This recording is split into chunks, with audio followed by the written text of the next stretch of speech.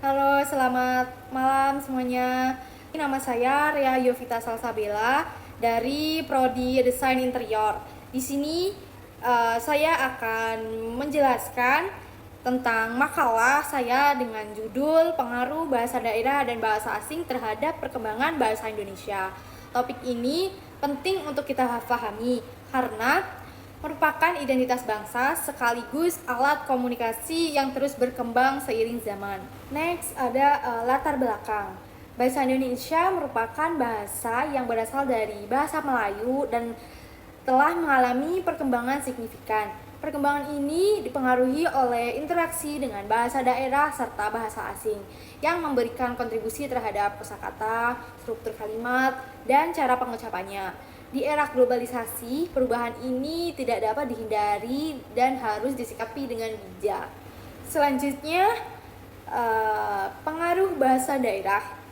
Jadi bahasa daerah memberikan pengaruh positif melalui penambahan kosakata seperti kata keris, kampung, batik, dan lainnya.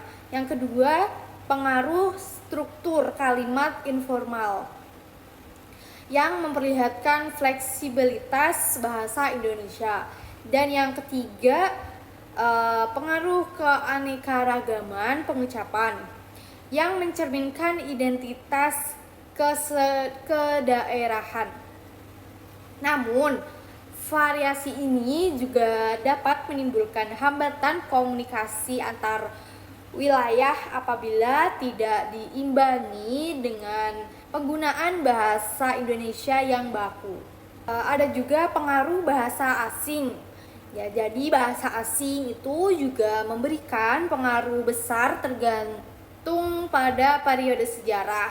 Jadi pada sejarah Sangsekerta pada era Hindu-Buddha, lalu pada periode sejarah Arab itu pada masa Islamisasi. Lalu yang ketiga ada pada periode sejarah Portugis dan Belanda, yaitu di masa kolonial.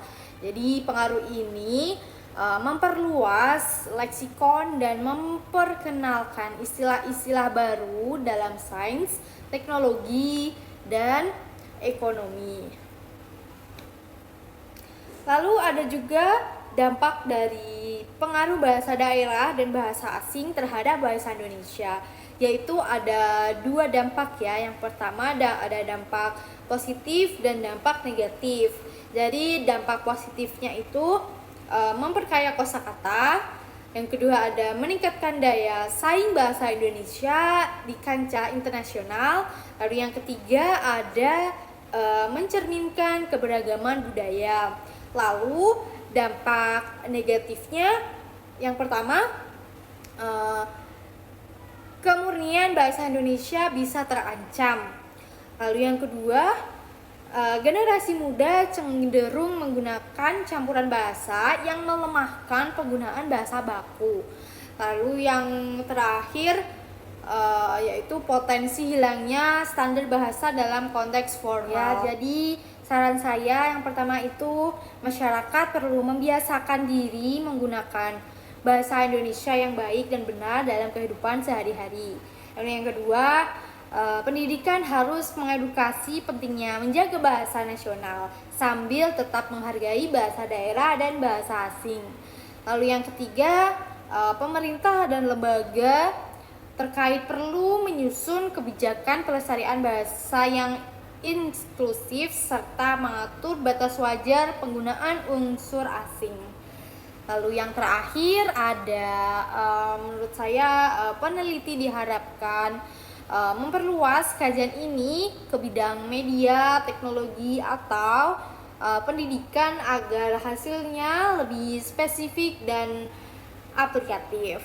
Itu saja yang bisa saya jelaskan tentang pengaruh bahasa asing dan bahasa daerah terhadap bahasa Indonesia.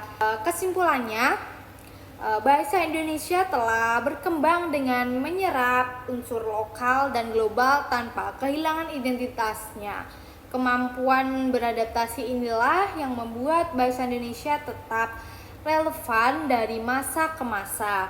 Namun, Diperlukan kesadaran bersama untuk menjaga kemurnian dan fungsi formal bahasa Indonesia agar tetap kuat di tengah arus globalisasi. Jadi sekian penjelasan saya tentang pengaruh bahasa daerah dan bahasa asing terhadap bahasa Indonesia. Sekian, terima kasih.